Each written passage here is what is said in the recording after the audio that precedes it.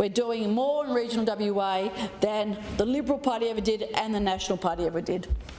Thank you, Minister. Member for Mirrabooka. Thank you, Acting Speaker.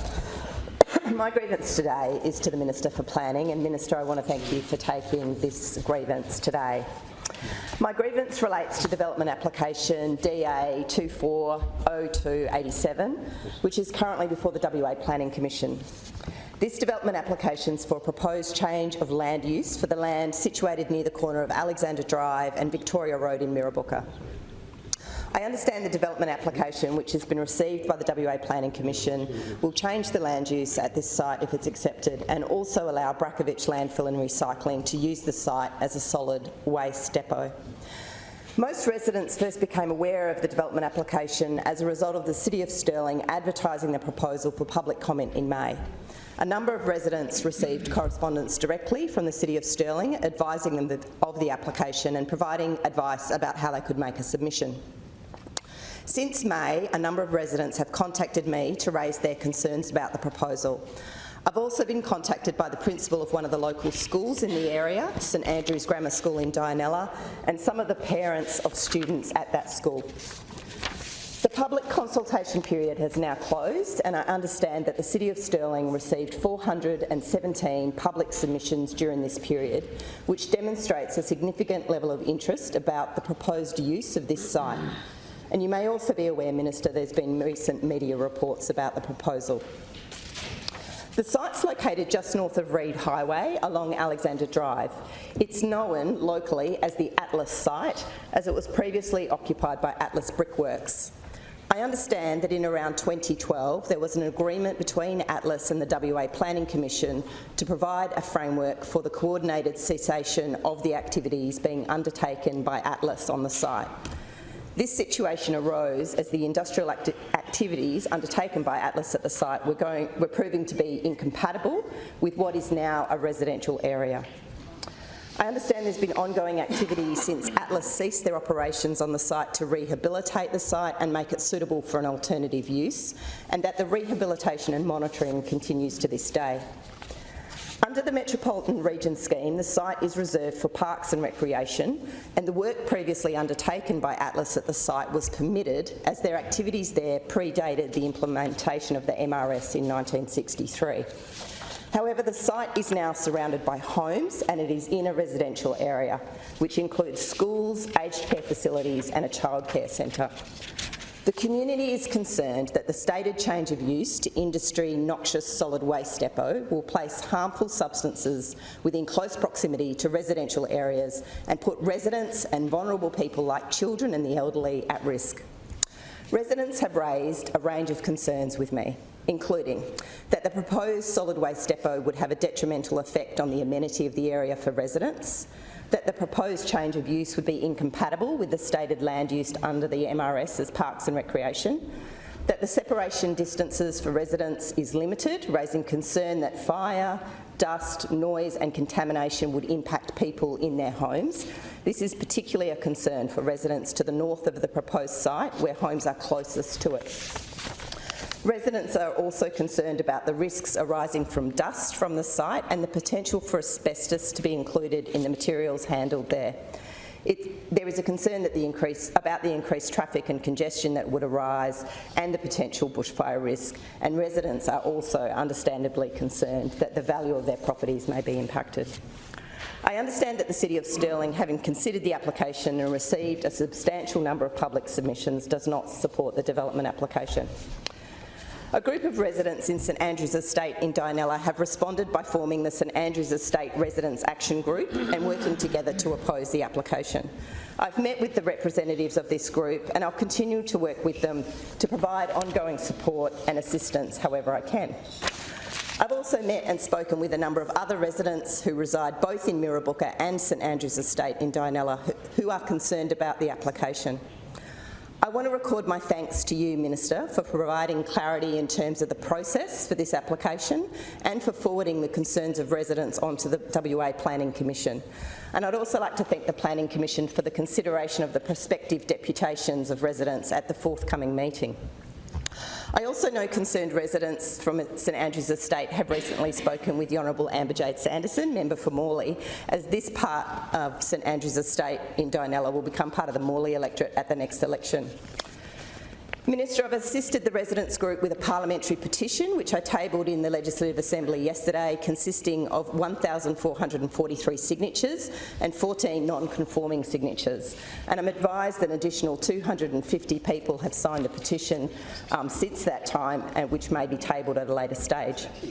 I'd like to take this opportunity to recognise and thank the local residents who have formed the action group, particularly Norma De Souza and the 3 representatives who have joined me in Parliament here today to hear this grievance: Dr Dhruva Ramchakrishnan, Mr Tony Versace and Esther Kutenhu. I wish to thank them all for working so constructively with me and with their neighbours, gathering signatures, undertaking research and writing submissions. Their advocacy is a valuable demonstration of what is possible when community comes together to work on something that's important to them. It's not just the residents of St Andrews Estate that are concerned about this application. A number of residents in both MIRRABOOKA and Dianella, and parents who have children that attend St Andrews Grammar School, have contacted me to raise concerns. Minister, I raise this grievance on behalf of the many residents in my community and the parents at St Andrews Grammar School who are concerned about the development application. And I ask, can you please outline how this development application will be determined?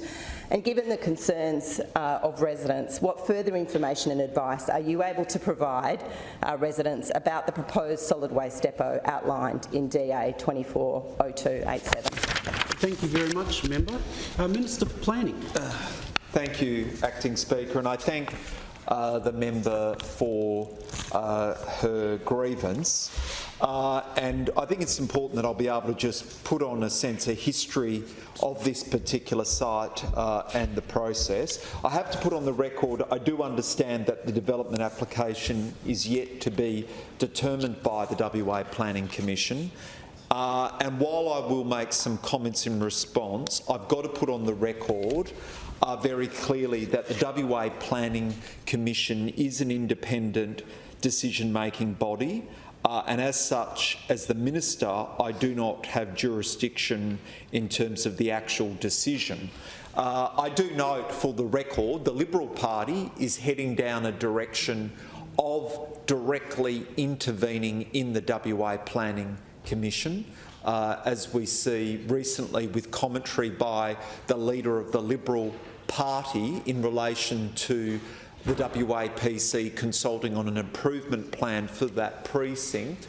And I would say I think that's a dangerous path. It doesn't surprise me because the Liberal leader has a little understanding of planning policy, because the question is, if the planning minister directs the commission, when does it stop? On what issue does it stop? How many issues will a planning minister direct a planning commission? And the leader of the Liberal Party should be perhaps become better versed about basic planning and the context. And in fact, I just want to say, this is a bigger, broader issue, is as a government and the reforms that the previous planning minister and I have introduced actually strengthen in terms of that separation, that the minister is less involved, has oversight, but is less involved, unlike the East Coast. And you can imagine what sort of pathway you go down to if the planning minister is directing the commission all the time. Now, in terms of this particular issue, I understand, and I have to say, this grievance by you is perhaps the opposition and the member for North West might learn something. Yours was detailed, researched and considered, as opposed to the member for North West who grabs quotes off Facebook and says they're a matter. I mean, that is embarrassing.